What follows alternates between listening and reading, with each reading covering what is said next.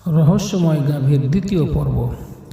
তুমি জঙ্গলে চলে যাও, জঙ্গলে গিয়ে একটা খুব সুন্দর গাভী দেখবে, সেটা ধরে নিয়ে আসবে। ছেলে বলল, আমি সেটা কি করে ধরবো? তখন তার মা বলল, এমনিতে তুমি গাভীটিকে ধরতে পারবে না, তুমি এক কাজ করবে, সেই গাভীটা যখন তুমি দেখবে তখন তাকে বলবে, হে গাভী, তোমার প্রতি মহান আল্লাহ পাক ওনার কসম, তুমি আমার কাছে চলে আসো। তুমি কসম দিয়ে ডাকলে গাভীটা তোমার কাছে চলে আসবে। সত্যিই সে জঙ্গলে গেল, তার মায়ের নির্দেশ মোতাবেক যখন জঙ্গলে গেল তখন সেখানে সে গাভীটিকে দেখতে পেল, কিন্তু গাভীটি তাকে দেখে খুব দ্রুত গতিতে পালাতে লাগলো। সে তখন সেই গাভীটাকে সম্বোধন করে বলল, হে গাভী, তোমার প্রতি মহান আল্লাহ পাক ওনার কসম, তুমি আমার কাছে চলে আসো। বলার সাথে সাথে গাভীটা সত্যিই থেমে গেল। আস্তে আস্তে হেঁটে হেঁটে সেই ছেলেটার কাছে আসলো। ছেলেটা গাভীটির শিং ধরে বলল, আমার সাথে বাড়িতে চলো। যখন সেই গাভীটিকে নিয়ে বাড়ির দিকে রওনা হলো তখন মহান আল্লাহ পাক ওনার কুদরত গাভীটির জবান খুলে গেল।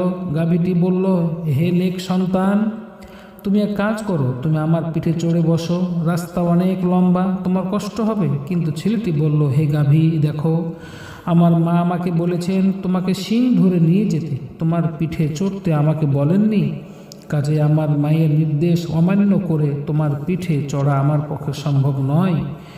এ কথা শুনে গাভী বলল, তুমি তো তোমার মায়ের উপযুক্ত সন্তান। যে সন্তান মায়ের বাধ্যগত হয়, মহান আল্লাহ পাক তার দোয়া অবশ্যই কবুল করেন। সেই গরুটিকে শিং ধরে বাড়িতে নিয়ে গেল। বাড়িতে গিয়ে যখন পৌঁছলো তার মা গাভীটিকে দেখে বলল, বাবা, এক কাজ করো, এটা নিয়ে তুমি বাজারে যাও। বাজারে গেলে কেউ দাম জানতে চাইলে বলবে এটার মূল্য হচ্ছে 3 দিনার, তবে শর্ত হচ্ছে বিক্রির পূর্বে পুনরায় আমার মায়ের অনুমতি নিতে হবে, অন্যথায় বিক্রি হবে না। সে মায়ের কথা মতো গাভীটা বাজারে নিয়ে গেল। যখন গাভীটা বাজারে তুলল, এদিকে মহান আল্লাহ পাক ফেরেশতা আলাইহিমুসসালাম ওনাদেরকে জানিয়ে দিলেন যে, দেখো, আমার এই বান্দা, সে তার মায়ের কত অনুগত, মায়ের কথা ছাড়া এক কদমও ফেলে না। তখন ফেরেশতা আলাইহিমুসসালাম ওনারা বললেন, তাহলে সে যখন বাজারে বিক্রি করতে যাবে আমরা সেখানে কিনতে যাব এবং তাকে কিছু পরীক্ষা করব যে সে কতটুকু তার মায়ের অনুগত।